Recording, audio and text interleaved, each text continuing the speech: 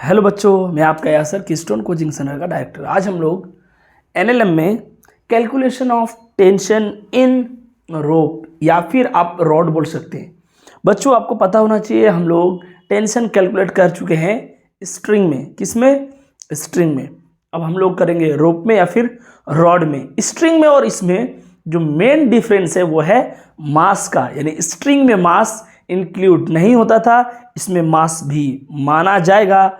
मानिए तो मास लेस रोप को ही स्ट्रिंग बोलते थे, और उसी स्ट्रिंग में अगर हम मासेस को कैलकुलेट करना स्टार्ट कर देंगे, मासेस को भी ऐड करना शुरू कर देंगे, जो कि ऑब्वियसली जेन्युइनली होता ही है, तो अब हम लोग उसको बोलेंगे रोप या फिर रोड। कई बार ऐसा भी आएगा कि कोई स्ट्रिंग है, उसका इतना मास है, तो ध्यान रखना उसको स्ट्रिंग नहीं मानना है, आपको उसको अब रोप मान लेना है। मास आ जाए तो रोप या फिर रॉड, मास लेस रहे तो स्ट्रिंग।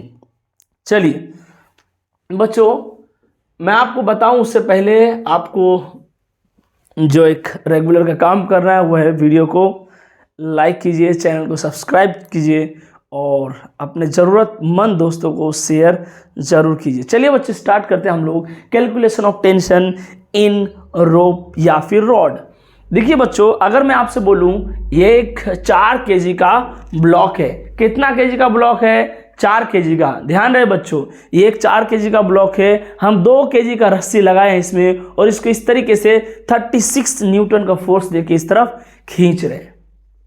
ध्यान रहे, ब्लॉक है 4 kg, रस्सी है 2 kg का, मास दे दिया है। समझ लेना ये स्ट्रिंग नहीं है, ये रोप है, रॉड है। दोनों में से कोई भी आप मानिए, आंसर सेम आएगा। तो ये स्ट्रिंग तो नहीं है, क्योंकि स्ट्रिंग होता तो इसका मास नहीं होता। चलिए 36 न्यूटन फोर्स से हम लोग इसको इधर खींच रहे हैं। तो पहले एक्सेलरेशन बोल रहा है, find acceleration and tension at mid point. और इस पॉइंट में रोप का इस पॉइंट में क्या टेंशन होगा वो भी। तो बच्चों, यहाँ आपको 2 चीज कैलकुलेट करने का बात कर रहा है। सबसे पहले आपको बोल रहा है कि इस पॉइंट में आपको यहाँ पर जो है टेंशन कितना होगा। अच्छा, रस्सी है तो उसका हर पॉइंट में टेंशन होगा, खिंचाव होगा, तनाव होगा। तो बोल रहा है जो तनाव होगा तो इस पॉइंट में कितना तनाव होगा रस्सी का बीचों बीच में, और ये जो सिस्टम चलेगा तो एक्सीलरेशन कितना होगा। चलिए हम कैलकुलेट करते हैं बच्चों। ये थोड़ा इंक गिर गया है, कोई बात नहीं। चलिए स्टार्ट करते हैं हम लोग। आप लोग ऊपर ध्यान दीजिए, यहाँ पर नहीं। तो यहाँ पर हमको पूछ रहा है एक्सीलरेशन, और फिर इस पॉइंट में पूछ रहा है, यहाँ पर पूछ रहा है टेंशन कितना होगा। चलिए कैलकुलेट करते हैं। सबसे पहले एक्सीलरेशन निकालने के लिए वही फॉर्मूला, वही फंडा जो स्टार्टिंग से चल रहा है, एफ नेट बराबर एम ए, एफ नेट बराबर एम ए। क्या मैं लिख दूं एफ नेट टोटल इस सिस्टम में एक्सटर्नल फोर्स, यही लग रहा है ड्राइविंग फोर्स, यही लग रहा है। तो एक्सीलरेशन बराबर F net by M. M total mass, मानिए कि ब्लॉक का भी मास, ब्लॉक का मास कितना है 4 किलो, समझ रहे आप। और रस्सी का मास कितना है 2 किलो। 4 और 2 6, 6 36 6 मीटर पर सेकेंड स्क्वायर। ये क्या आ गया आपका? एक्सेलरेशन आ गया। किसका? ये जो सिस्टम चलेगा उसका। हमने क्या किया, वही एक्सेलरेशन बराबर, अगर एफ नेट भाई एफ बराबर एम ए, ए बराबर क्या आ जाएगा एफ बाई एम, वही किया हमने एफ बाई एम। एम में लेना है आपको, टोटल सिस्टम का मास लेना है। तो 4 kg, 2 kg, 6 kg, 6 मीटर पर सेकेंड स्क्वायर। आपका क्या निकल के आ गया? एक्सेलरेशन। अब इस पॉइंट में टेंशन, ध्यान रहे, इस पॉइंट में टेंशन के लिए मैं इस पॉइंट के लिए एफबीडी बना रहा हूँ, इस पॉइंट के लिए। तो चलिए इसको हटा देते हैं कुछ इस तरीके से। हमको यहाँ पर टेंशन पूछा था। अच्छा, यहाँ पर टेंशन पूछा इस रस्सी का, यहाँ से यहाँ का मास कितना होगा?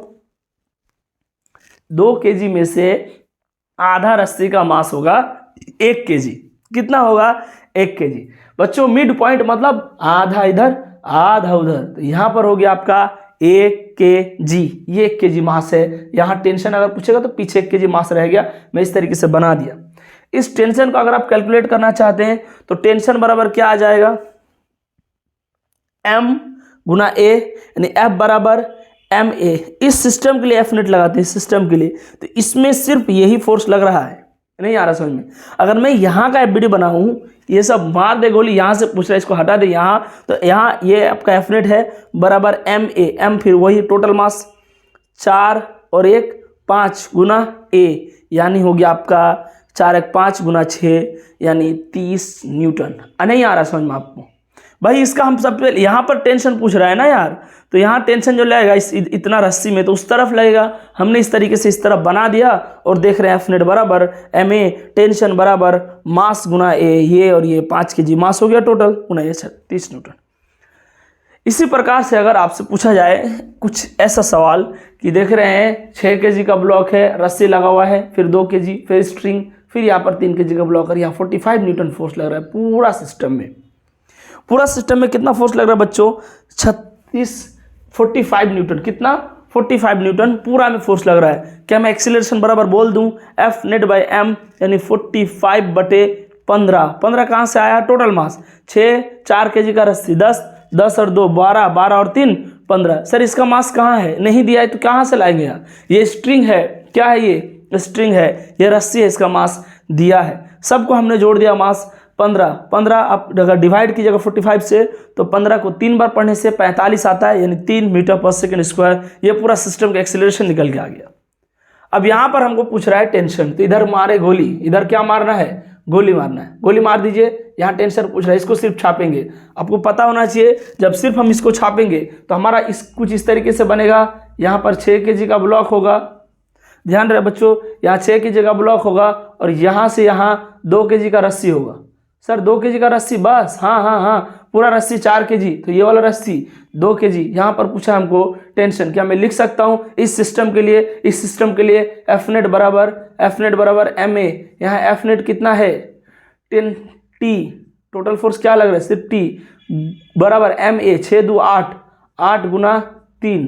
सर ये 3 कहाँ से आया? ये एक्सीलरेशन है। सर ये एक्सीलरेशन इसका कैसे आया? हाँ, पूरा सिस्टम का एक्सीलरेशन निकला था 3 मीटर पर सेकंड स्क्वायर। उतना से ये भी ना चलेगा यार, सब कोई इतना से ही चलेगा। 3 मीटर पर सेकंड स्क्वायर का एक्सीलरेशन से सब चलेगा। तो आपका ये निकल के आ गया 24। तो आपको अगर ध्यान रखना, अगर याद नहीं, अगर आप समझ नहीं पा रहे हैं तो इतना भी कर सकते हैं कि जहाँ पूछ रहा है उसका पीछे का सारा मास ले लेना है। पीछे का मास यहाँ से हमको टेंशन पूछ रहा है, ये 2 kg और 6 kg 8 kg गुना एक्सीलरेशन 3 3 8 24 न्यूटन। समझ रहे हैं आप लोग मैं क्या बता रहा हूँ आपको? मैं यही चीज़ बता रहा हूँ आपको। एक एक करके सिर्फ एफबीडी बनाइए, आंसर छटाछट निकल के आ जाएगा। नहीं आ रहा समझ में? पीछे का सारा मास गुना एक्सीलरेशन कर लीजिए। जहाँ टेंशन पूछ रहा है, जहाँ पर टेंशन पूछ रहा है उसके पीछे का सब मास ले लीजिए और जो आप एक्सीलरेशन निकाले थे उससे गुना कर दीजिए, आपको उस पॉइंट का टेंशन निकल के आ जाएगा। चलिए ये 15 kg 5 kg ये स्ट्रिंग से जुड़ा हुआ कोई बात नहीं। यहाँ से रस्सी 6 kg का, फिर 4 kg और 60 न्यूटन फोर्स लग रहा है। कितना न्यूटन फोर्स लग रहा है बच्चों? 60 न्यूटन फोर्स लग रहा है। और पूछ रहा है आपको टेंशन पूछ रहा है ए में, बी में, सी में, 3 पॉइंट में कि यहाँ रस्सी में टेंशन कितना होगा, यहाँ टेंशन कितना होगा और यहाँ टेंशन कितना होगा। सबसे पहले क्या निकालना है आपको? एक्सीलरेशन। एक्सीलरेशन निकालने के लिए वही एफ नेट बराबर एम ए, तो ए बराबर एफ नेट बाई एम। ए बराबर टोटल इस सिस्टम में, मैं पूरा सिस्टम का एक्सीलरेशन निकाल रहा हूं तो पूरा सिस्टम का एक्सीलरेशन, तो सिस्टम के एक्सटर्नल फोर्स इतना है 60 बाई टोटल मास 15 5 20 20 6 26 4 30, तो आप 60/30 2 मीटर पर सेकंड स्क्वायर। ये क्या निकल के आ गया आपका? 2 मीटर पर सेकंड स्क्वायर है आपका निकल के आ गया पूरा सिस्टम का एक्सीलरेशन। क्या निकल के आ गया? सिस्टम का एक्सीलरेशन। अब आपको क्या करना है? अब यहाँ पर अगर टेंशन पूछे टी ए, तो सिंपल बात, पीछे का सब मास को एक्सीलरेशन से गुना कीजिए। 15 5 20, 20 गुना एक्सीलरेशन 2 यानी 40 न्यूटन यहाँ का टेंशन है। आ रहा समझ में आपको मैं क्या बोल रहा हूँ? मैं बोल रहा हूँ जहाँ आपको टेंशन पूछे उसका पीछे का सब मास जोड़ लीजिए और एक्सीलरेशन से गुना कर दीजिए। यहाँ पूछ रहा है तो इसका पीछे का सारा मास कितना होगा? 15 5 20 और ये वाला यहाँ से यहाँ कितना kg होगा? यहाँ से यहाँ भाई ये पूरा 6 kg यार, ये पूरा 6 kg है तो आधा होगा 3 kg, तो 18 गुना 15 5 20 20 और 3 23, 23 गुना 2 आपका आ गया 46 न्यूटन। अच्छा यहाँ पर क्या होगा टेंशन? यहाँ पर टेंशन क्या होगा? सिंपल बात, इसका पीछे का सारा मास जोड़ लीजिए। इसका पीछे का सारा ना 6 5 11 11 5 15 भाई 15 5 20 20 6 26, कितना आपका 26 गुना 2 यानी 52 न्यूटन। ये वाला टेंशन सी वाला टी सी आएगा 52 न्यूटन, जो कि आप कैलकुलेट कर लीजिएगा। तो ये बहुत ही आसान बात है। नॉर्मल के केस में आगे का मास ले रहे थे और इस केस में पीछे का मास ले रहे हैं, एफबीडी बना रहे हैं तो और अच्छे से आ रहा है। टाइम नहीं है, तो यही ध्यान रखिए, टेंशन रोप में निकाले, चाहे रॉड में, चाहे कहीं भी, चाहे स्ट्रिंग में। पीछे का सारा मास ले रहे थे, स्ट्रिंग का मास नहीं दे रहा था, ब्लॉक्स का मास आ रहा था, यहाँ रोप में मास दे रहा है तो आ रहा है। तो ठीक है बच्चों, इसी तरीके से हम लोग कुछ सवालों का और प्रैक्टिस करेंगे और ये टॉपिक को हम लोग क्लोज कर देंगे। लेकिन हाँ, आप लोग इसको पहले नोट तो कर लीजिए, उसके बाद फिर हम लोग इसमें से कुछ और सवाल करेंगे। हाँ बच्चों, आप लोग नोट कर चुके होंगे और अब देखिए हम लोग कुछ और क्वेश्चंस करते हैं ताकि और अच्छे से समझ में आए। देखिए यहाँ पर एक क्वेश्चन दिया हुआ है कि 2 kg, 3 kg, 5 kg का ब्लॉक्स रखा हुआ है और इधर 60 न्यूटन का फोर्स लग रहा है, इधर 40 न्यूटन का फोर्स लग रहा है। ऑल ओवर सिस्टम में फोर्स कितना लग रहा है ये आपको ध्यान रखना है। यानी नेट फोर्स इस सिस्टम में लग रहा है सिर्फ 20 न्यूटन इधर की तरफ। कैसे सर? इधर 40 और इधर 60, तो कुल मिला के इधर नेट फोर्स लग गया 20 न्यूटन सिस्टम का। सिर्फ 20 न्यूटन इधर फोर्स लग रहा है। एक्सीलरेशन निकालते हैं तो नेट फोर्स यानी 60 - 40/10 टोटल मास, तो ये आपका निकल आ जाएगा 20/10 यानी 2 मीटर पर सेकेंड स्क्वायर। ये क्या आ गया? आपका सिस्टम का एक्सीलरेशन आ गया। अब टेंशन पूछ रहा है आपको यहाँ पर। बच्चे यहाँ पर टेंशन पूछ रहा था, हमें कोई दिक्कत नहीं है, हम एफबीडी बना लेंगे। एफबीडी बनाएंगे तो ये दोनों एक साथ आ जाएगा, ये दोनों हम एक साथ कर लिया। इधर निकल रहा 40 न्यूटन और उधर लग रहा है टेंशन। मैं इसका बात करूँगा, मैं इसको एक साथ कर लूँ तो इधर 40 न्यूटन फोर्स और यहाँ पर सिर्फ टेंशन, बॉडी इधर जाएगा क्योंकि इधर ज़्यादा फोर्स है। तो टेंशन में निकाल सकता हूँ, टेंशन बराबर एफ नेट बराबर एम है, टेंशन -40 बराबर m गुना a। आ रहा है आपको समझ में? मैं इसमें एफबीडी लगा रहा हूँ और इसमें एफ नेट बराबर एम ए लगा रहा हूँ, यानी टेंशन -40 बराबर एम ए। तो टेंशन -40 बराबर आपका 3 तो 5 दूनी 10, तो टेंशन बराबर आपका आ जाएगा 10 + 40 यानी 50 न्यूटन। जहाँ आपको दिमाग काम ना करे वहाँ एफबीडी बनाइए, फ्री बॉडी डायग्राम सब कुछ आपको दिख जाएगा। यहाँ पर क्या हो रहा है? इस साइड टेंशन लग रहा है पूरा सिस्टम में, उस साइड लग रहा है आपका 40 न्यूटन फोर्स। चलिए, अब अगर इसी प्रकार से हमें ऐसा क्वेश्चन भी दे दिया जाए कि थोड़ा सा लैंग्वेज टाइप से हो, न्यूमेरिकल हो, तो उसे कैसे सॉल्व करना है, वर्ड प्रॉब्लम कैसे सॉल्व करना है। देखिए बच्चों, आपको बोला है ए रोप ऑफ मास m, एक रोप है उसका मास है m एंड लेंथ है l, is placed on horizontal smooth surface. उसके बाद a force F is exerted on one side of rope, then find tension at distance x from the rear end of rope। क्या बोल रहा है? देखिए, बोल रहा है एक रोप है, मास m है, एक रोप है, मास m है। उसके बाद हॉरिजॉन्टली रखा हुआ है, हमने हॉरिजॉन्टली रख दिया, ऐसे नहीं रखा, ऐसे रखा।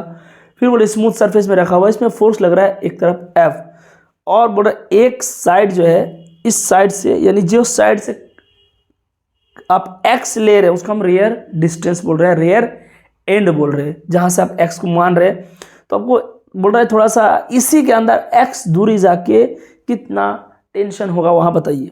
नहीं आ रहा आपको समझ में? मानिए ये रोप है, ठीक है, इस तरफ F फोर्स लग रहा है, खींच रहा है इसको, बोल रहा है इधर से x दूरी में यहाँ से यहाँ x दूरी में यहाँ पर कितना टेंशन होगा रस्सी के ही अंदर, आप वो बात बोलिए। तो कोई बात नहीं, फिर वही एफ नेट बराबर एम ए लगाएंगे, सब हो जाएगा। अगर मैं एक्सेलरेशन का बात करूं तो ये F बाय टोटल मास हो गया। अब देखिए दिक्कत ये है कि हमें यहाँ पीछे का मास तो लेना, ये मास हमें पूरा मास पता है m, लेकिन क्या हमें ये वाला मास पता है? जब हम इस रस्सी को ऐसे करके देखेंगे, जहाँ टेंशन पूछ रहा है वहाँ टेंशन, इधर का मास ये m डैश। दिक्कत ये है कि हम पीछे का मास तो लेंगे लेकिन पीछे का मास हमें पता नहीं है। समझ रहे हैं आप?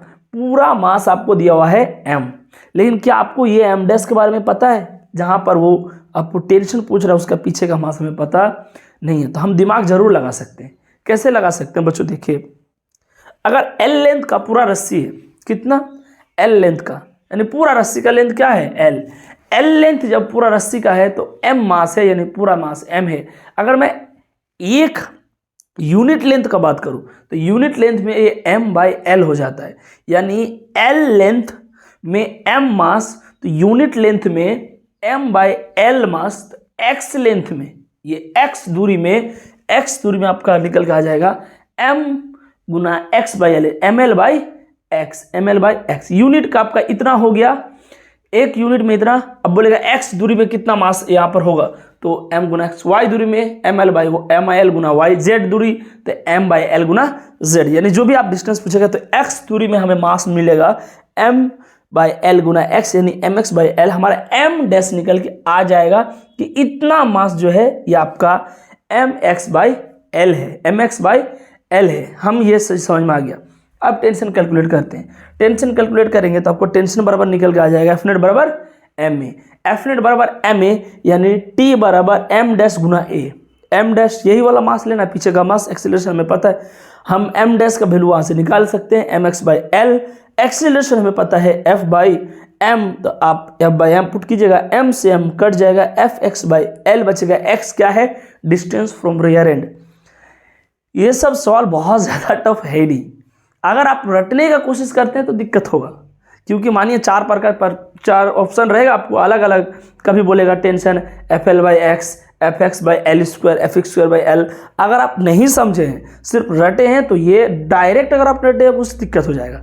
एक बार समझ लीजिए, फिर आपका ये क्वेश्चन गलत नहीं होगा। मैं इस क्वेश्चन को आपको एक बार और बताऊंगा। ये क्वेश्चन क्या बोल रहा था कि एक रस्सी है एम मास का और लंबाई है एल, एक तरफ फोर्स लग रहा है एम, तो बोलिए अगर हम कोई एक दूरी से, कोई एक इसका एंड से, कोई एक छोर से, अगर हम एक्स दूरी पर इसी रस्सी के अंदर कितना टेंशन होगा। तो हमने सबसे पहले ये डिसाइड किया कि हम अगर निकालेंगे भी ए एक्सीलरेशन, तो हम एफ बाई एम आ गया। अब मैं क्या इसका अगर एफ बनाने गया जैसे ही, तो हमें समझ में आया हमको तो ये वाला मास चाहिए, जो कि दिया ही नहीं है। हमको पूरा मास दिया है m, हमें ये मास का पता नहीं, ये यहाँ का दूरी है, यहाँ से यहाँ x है, तो हमने दिमाग लगाया कि अगर l दूरी का m मास है, l लेंथ में m मास, तो यूनिट लेंथ में m बाई l मास, तो x लेंथ है m x बाई l मास, यानी m डैश निकल के आ गया आपका m x बाई l। अब ये निकल के आ गया, तो हमने क्या किया, उसको सिंपली यहाँ पर पुट कर दिए, m डैश की जगह m x by L. Acceleration हमें पता है एफ बाई एम, हमने एम से एम को कैंसिल आउट किया, एफ एक्स बाई एल निकल के आ गया।